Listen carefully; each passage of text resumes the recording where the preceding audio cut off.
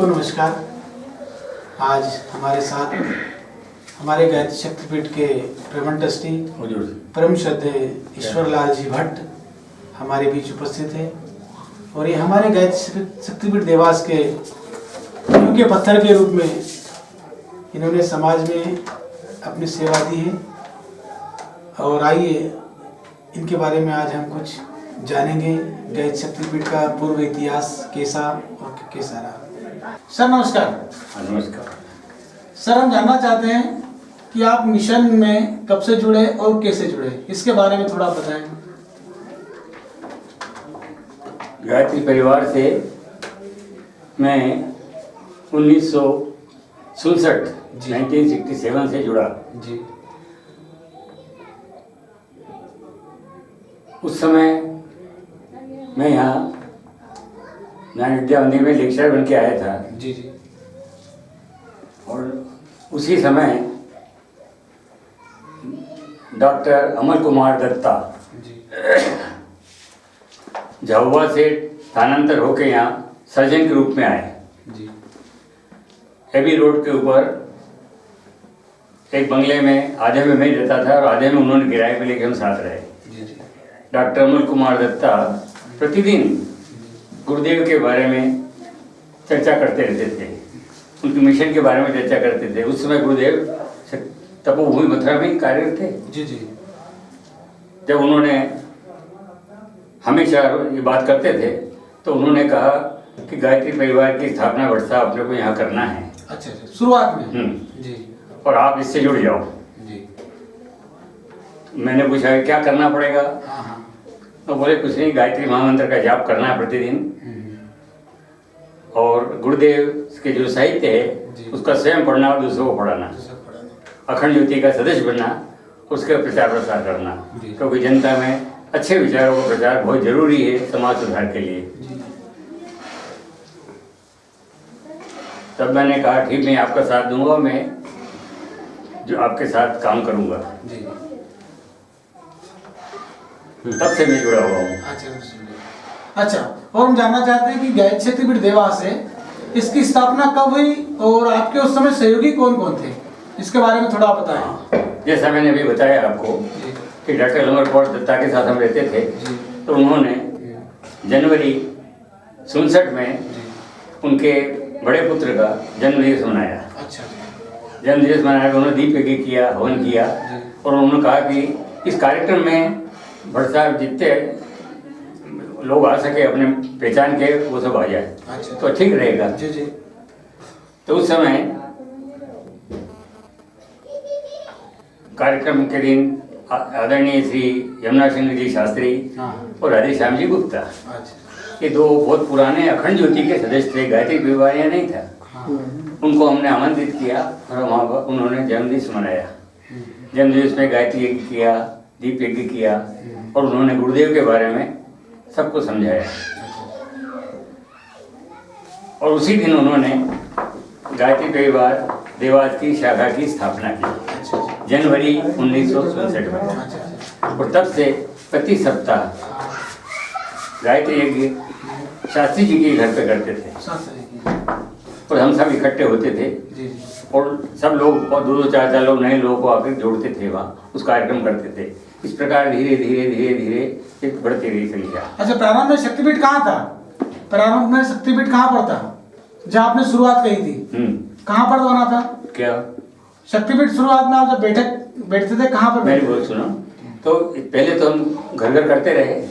इसके बाद डॉक्टर अमल कुमार दत्ता का भट्ट साहब अपने गुरुदेव को यहाँ बुलाना है तो अपना प्रचार प्रसार हो जाएगा और भी शाखा अच्छी स्थापित हो जाएगी। तो उन्होंने गुरुदेव मथुरा संपर्क किया, गुरुदेव का बहुत अच्छा संबंध था उनका और उन्होंने तैयार हो गए आने के लिए। और उस समय पंचकुंडी यज्ञ रखा हमने। पंचकुंडी यज्ञ कॉलेज के पीछे सोमेश्वर महादेव मंदिर है, उस प्रांगण में रखा। और गुरुदेव अक्टूबर में 1967 2-3 महीने बाद ही उनका आगमन का सूचना मिल गई कि स्वीकृति आ गई और हमने पंचकुंडी यज्ञ वहाँ किया। पंचकुंडी यज्ञ में सब लोगों को आमंत्रित किया देवास के और गुरुदेव पधारे। गुरुदेव भोपाल चौराहे पे उतर गए, वहीं भोपाल से आए थे वो।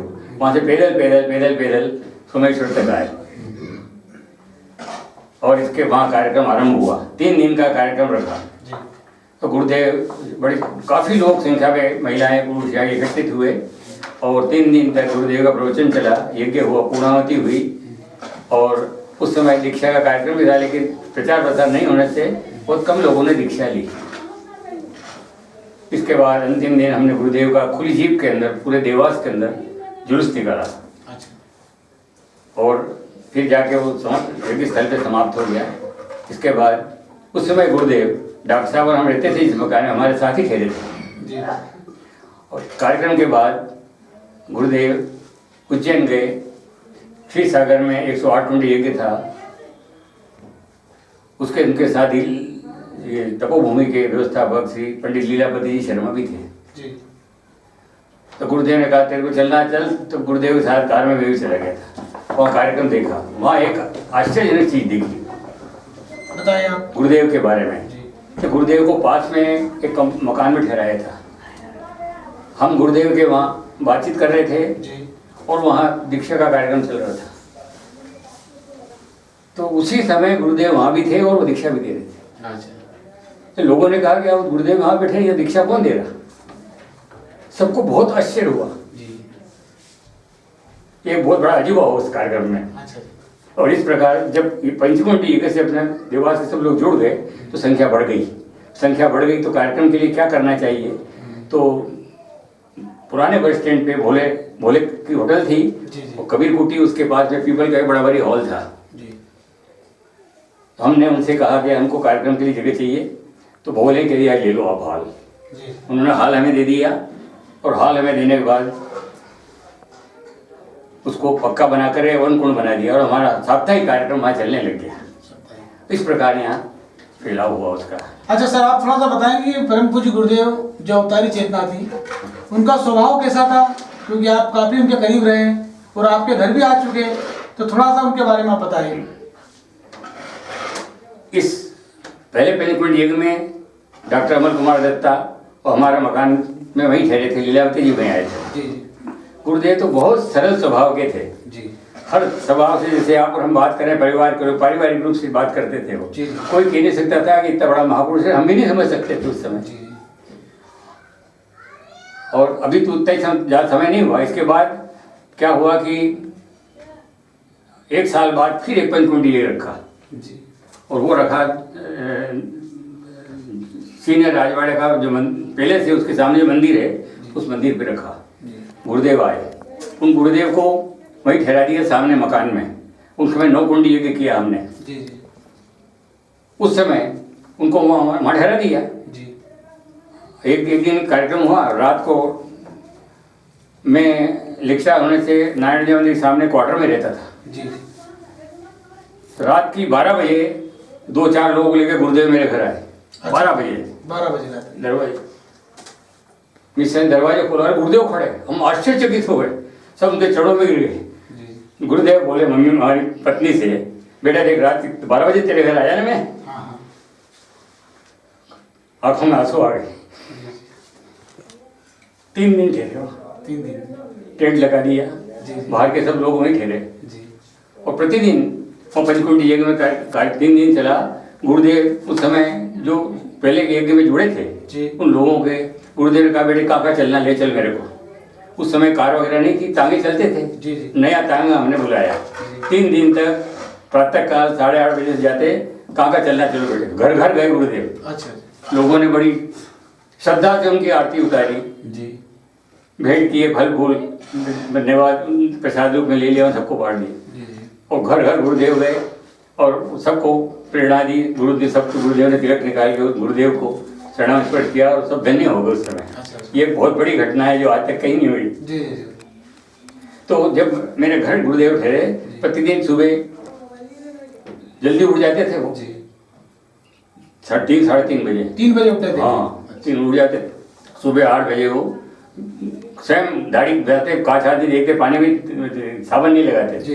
पर फ्रीजर लिया, पानी लगाते और बात करते जाते। ये डेली में था, डेली शेव करते थे गुरुदेव और सेव करते करते बात करते रहते थे। सबको पारिवारिक स्थिति पूछते थे कैसी क्या अच्छा, है। बातचीत के साथ साथ में डायरी से बना देते। हाँ, इसके बाद शास्त्री जी थे हमारे पास में ही, आधे में आधे वो।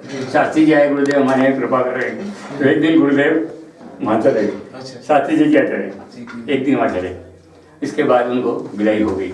इस प्रकार गुरुदेव ने आकर के यहाँ पर गायत्री परिवार की स्थापना को बहुत उनके आशीर्वाद से, उनकी प्रेरणा इतनी हुई कि आज पूरे जिले में कहीं कुछ भी नहीं था जो आज छः अपने यहाँ प्रज्ञापीठ बने हुए हैं और हजारों लोग पूरा जिला जुट गया है। ये सब गुरुदेव की प्रेरणा, गुरुदेव की कृपा है। जी जी। तो गुरुदेव से जुड़ गया। उस समय हमारे पास स्थान नहीं था। अच्छा। वहाँ वहीं कार्यक्रम करते थे। दोनों उत्सव भी, दोनों नवरात्रि हम वहाँ करते थे। 30 साल से हम कर रहे थे, जब से शुरू हुई तब से। तो हम वहाँ सो नहीं सकते थे। मंडी धर्मशाला में हम रात को सोते थे, 3 बजे स्नान करके और वहाँ जाते थे। और जब करने के बाद हवन करके घर जाते थे। ये कार्यक्रम 10 साल तक चलता रहा। जी जी। 10 साल बाद बलवापुरी जी करके छिंदवाड़े के थे, वो यहाँ PWD के अंदर अकाउंटेंट बन के आए। वो शक्ति वहाँ कार्यक्रम में हमारे यहाँ आने लगे। उनका यहाँ स्थान की जरूरत है, भट्ट साहब यहाँ ढूंढना पड़ेगा। उस समय अग्रवाल साहब SDO थे यहाँ, उनके अच्छा संबंध था। उन्होंने अग्रवाल साहब से बात की कि यार कहीं अपने को प्लाट मिल जाए, जमीन मिल जाए तो अच्छा रहेगा। उनको मालूम था कि देवास में किसके पास ज़मीन है। उनको मालूम था कि अमर सिंह दरबार के पास पूरा ज़मीन है, टेकरी से मेन रोड तक। तो बलवापुरी जी उनको अग्रवाल साहब को लेकर अमर सिंह जी दरबार के घर गए, उनसे बातचीत की और उनको तैयार किया। तो दरबार तैयार हो गए कि ठीक है मैं दे दूंगा प्लाट आपको, 100 बाय 100 का प्लाट बनना गया। उन्होंने हाँ कर दी। हाँ करने के बाद सोच विचार कर लिया उन्होंने और 79 में उन्होंने दान पत्र लिख के दे दिया अग्रवाल साहब को। दान पत्र लिख के, जमीन का दान पत्र। तो बलवापुरी जी ने कहा कि अब हमें शांतिकुंज गुरुदेव के पास चलना जरूरी है, ये दान पत्र लेकर के। गुरुदेव को सूचना दे दी तो उनका लेके आओ दानदाता को। तो अमर सिंह जी को लेके अधिकारी लोग, SDO वगैरह सब गए साथ में, निगम साहब भी थे। मैं नहीं था, मैं नहीं गया था। वहाँ गए, गुरुदेव ने ऊपर बुलाया, सबको बिठाया, बातचीत की दरबार से। तो बेटे क्या जमीन दे दी तेरे मन से दी? पत्नी को पूछ लिया, पिताजी को पूछते, गुरुदेव सब तैयार हैं, सब देने को तैयार, कितना दे दिया।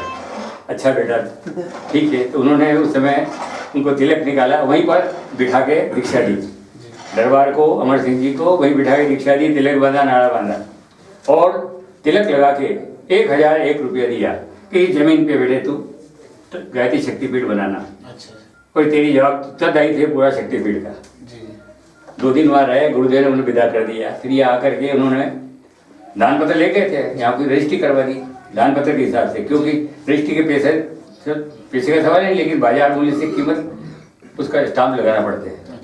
कर दी। और इस प्रकार से ये हुआ। और इसकी भूमि पूजन, शक्तिपीठ की भूमि पूजन 5 जून 1979 में हुई। 5 जून 1980। हाँ, 1979। जी जी। अच्छा, आप सबको बताना चाहेंगे कि परम पूज्य गुरुदेव से जुड़कर अपने आप को हम धन्य समझते हैं और लोगों को जुड़ना चाहिए इससे।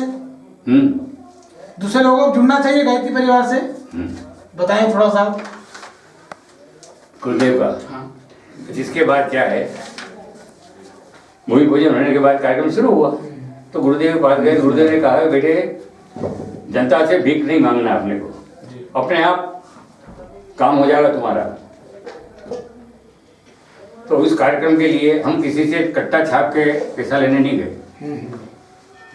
ठीक क्या और उससे में उन्होंने वहाँ पर जब रजिस्ट्री हो गई तब बुलाया वहाँ उन्होंने, और वहाँ इसकी ट्रस्ट डीड लिख के दी। गायत्री परिवार का ट्रस्ट बनाया उन्होंने। और ट्रस्ट बनाने में आदरणीय गोयल साहब जो थे उनको इसका मुख्य ट्रस्टी बनाया। दरबार को एक स्टैंडर्ड मिल के मैनेजर थे, वो थे 5 आदमी का बनाया था, निगम साहब। और ट्रस्ट बना के वहाँ से शांतिकुंज से ही ट्रस्ट बनाया और वहीं पर उसका गुरुदेव दस्तखत से रजिस्ट्रेशन करके यहाँ भेजा।